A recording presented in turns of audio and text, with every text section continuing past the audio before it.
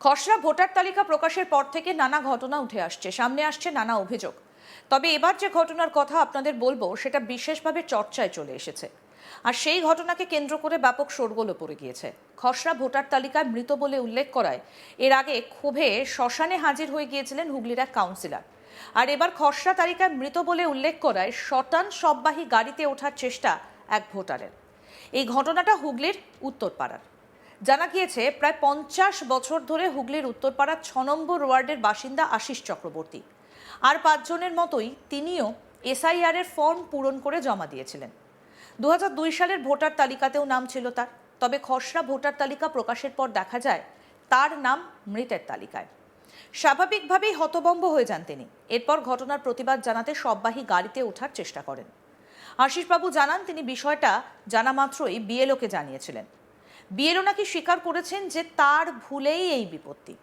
পাশাপাশি আশ্বাস দিয়েছেন হিয়ারিংয়ে ডাকা হলে চিন্তার কোনো কারণ নেই। কিন্তু কেন এই ধরনের ঘটনা ঘটবে, বিএলওর উদাসীনতায় কেন ভুগতে হবে আমজনতাকে, এই প্রশ্নই তুলছেন আশিসবাবু। কি বলছেন খসড়া তালিকায় মৃত ভোটার জীবিত আশিস চক্রবর্তী, শুনবো। দাদা, মৃতদেহের গাড়িতে ঢুকছেন কেন? আরে আমাকে এসআর নতুন যে লিস্ট হয়েছে বেরিয়েছে সেটা আমাকে দেখাচ্ছে মৃত। তাহলে আমি আর কি আছে এখানে আর? আপনাকে মৃত দেখাচ্ছে? হ্যাঁ। আপনার কি 2002 সালের যে ইয়ে ছিল সেখানে কি আপনার নাম ছিল? হ্যাঁ, নাম আছে। তবু আপনাকে মৃত দেখিয়ে দিয়েছে? নাম আছে দেখি। আপনি কবে জানতে পেলেন? এটা যখন এসআর লিস্টটা বেরোলো আমাকে একজন হোয়াটসঅ্যাপ করে পাঠিয়ে যায়। আচ্ছা, তো আপনি কতদিন ধরে এখানে থাকেন? এখানে অনেক বছর।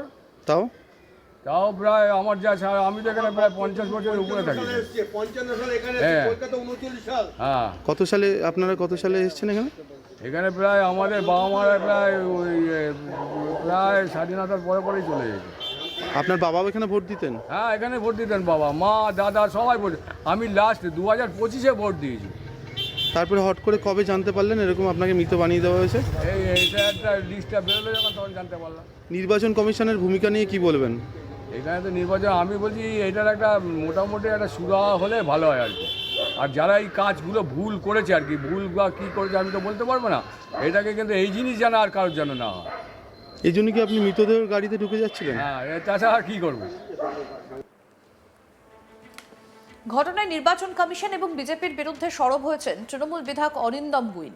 কি বলছেন তিনি, শুনবো।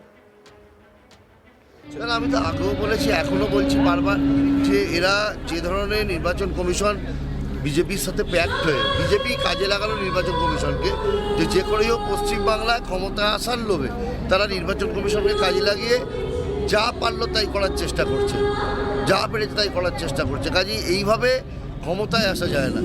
কারণ পশ্চিমবাংলার মাননীয় মুখ্যমন্ত্রী মমতা বন্দ্যোপাধ্যায় তিনি বারবার বলছেন যে যারা জেনুইন ভোটার, যারা এতদিন ধরেই পশ্চিমবাংলায় বাস করছে, যারা নাগরিকত্ব দিয়ে, যাদের আধার কার্ড দিয়েছে, যারা এতদিন ধরে এখানে জন্মেছে, তাদের নাম বাদ চলে গেলে, আর যেখানে দেখা যাচ্ছে অনেক ক্ষেত্রে মৃত ঘটনা করা হচ্ছে, যেখানে মৃত যে খসড়া তালিকা বেরিয়ে তাদের মৃত দেখানো হচ্ছে। আমাদের কাউন্সিলর ডানকুনি, তাকেও মৃত দেখা হচ্ছে। উত্তরপাড়া 6 নম্বর ওয়ার্ডে 6 নম্বর ওয়ার্ডেও আমরা খবর পেলাম যে তাকেও সেখানে মৃত দেখানো হয়েছে। কাজেই এটা বলবো সম্পূর্ণ এসআইআর এটা যেটা হয়েছে নির্বাচন কমিশনের ব্যর্থতা ছাড়া কিছু না। আমাদের প্রতিনিধি রাহি হালদার কি প্রতিবেদন তুলে ধরেছেন, দেখবো এবার। এসআইআর আবহে খসড়া তালিকা প্রকাশ হওয়ার পর থেকেই একাধিক জায়গায় দেখা যাচ্ছে ভুলভ্রান্তির বিষয়, এবং এই ভুলভ্রান্তি এমনটাই হচ্ছে যেখানে কখনো কখনো জীবিত মানুষ হয়ে যাচ্ছেন মৃত, কখনো কখনো কারোর পরিবারের মা বাবার নাম পর্যন্ত বদলে যাচ্ছে। এই জীবিত মানুষ মৃত হয়ে যাবার ঘটনা কিন্তু হুগলিতে একাধিকবার ঘটেছে। দিন কয়েক আগেই হুগলির ডানকুনির পুরসভার এক কাউন্সিলর, সেই কাউন্সিলরকে একেবারে খসড়া তালিকা প্রকাশ হওয়ার পরেই তাকে মৃত সেখানে দেখানো হয়। সেই কারণে সেই কাউন্সিলর নিজের সৎকার করতেই পৌঁছে গিয়েছিলেন শ্মশান ঘাটে, এবং শ্রীরামপুরের সাংসদ কল্যাণ বন্দ্যোপাধ্যায় তাকে নিয়ে এক স্মরণ সভাও করে ফেলেছেন। ঠিক এরপরেই আরো এক ধাপ এগিয়ে এমন এক ঘটনা ঘটলো যা দেখে কার্যত চক্ষু চড়ক গাছ এলাকার বাসিন্দাদের। উত্তরপাড়া পুরসভার 6 নম্বর ওয়ার্ড, সেই 6 নম্বর ওয়ার্ডের বাসিন্দা বছর 50-এর আশিস চক্রবর্তী।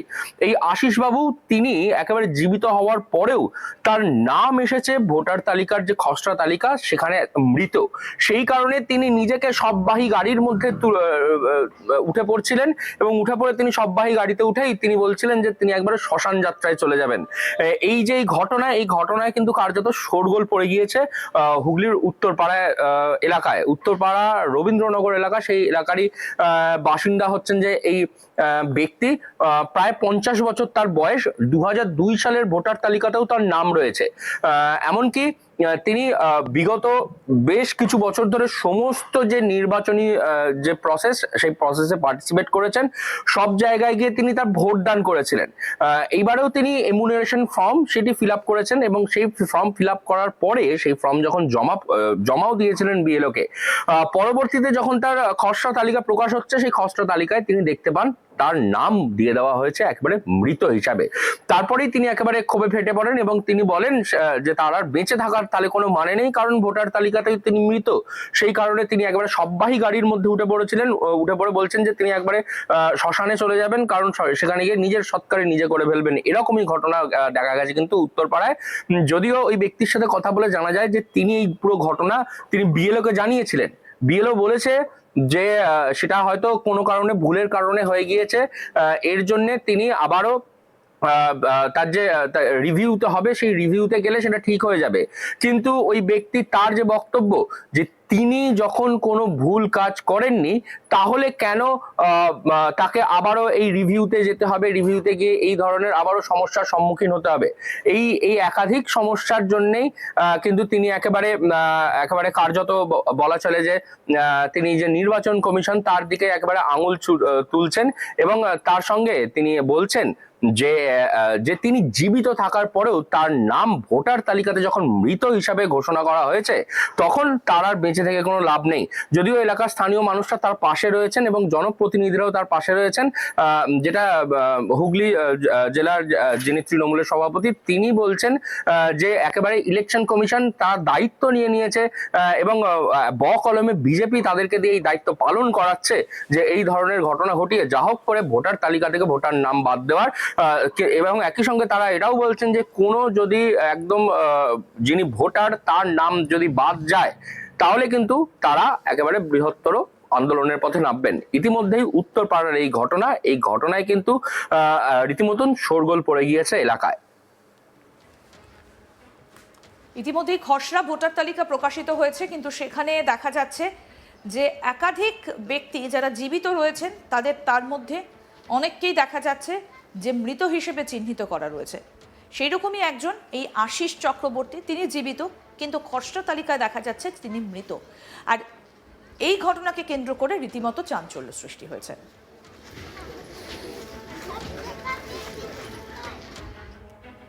আরও আপডেট পেতে দেখতে থাকুন আজ তাক বাংলা। সাবস্ক্রাইব করুন, নোটিফিকেশন পেতে বেল বাটন অপশন প্রেস করুন।